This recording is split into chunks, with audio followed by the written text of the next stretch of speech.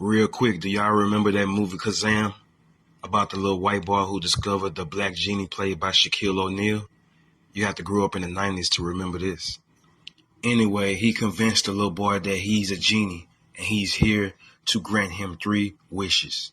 And watching the movie, you will be convinced that he is a genie. But this is not a genie, bro. I see right through this movie. And he ain't no genie. Bro, throughout this movie, he chasing a damn rap career. He's rapping. Bro, how you a genie and you chasing a rap career? Bro, how you a genie and you trying to become a rapper? When the last time you heard of a genie chasing a rap career or any music of that matter? And instead of a lamp, he resides inside of a radio, bro. A radio. So first he rapping and then he lives in the radio. If anything, this movie is full of harmful stereotypes. But hey, they the one who played it. So in the scene, he was rapping. And while he was saying these horrible raps, he said something that got my attention. He said, those babies had rabies and we was in Hades. And this is what the boy said. So is you and Haber in 1000 BC.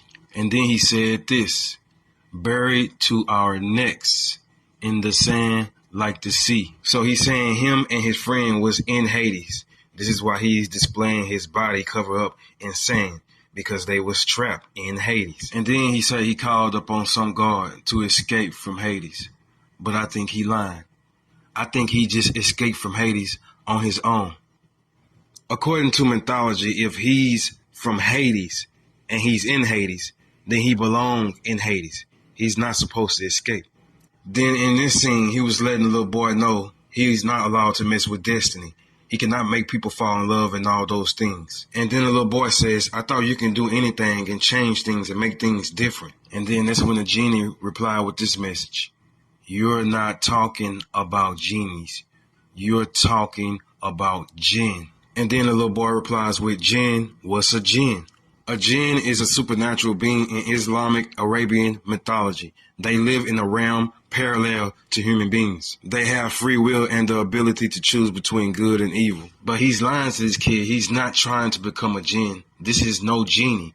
This is a deity that escaped from Hades, trying to steal a soul so he can have access to this world forever.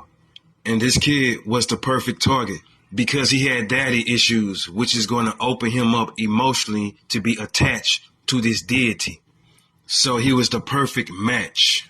Now, towards the end of the movie, it's portrayed that he's granting the kid his 3rd wish. But this is false. Real quick, do y'all remember that movie Kazaam? About the little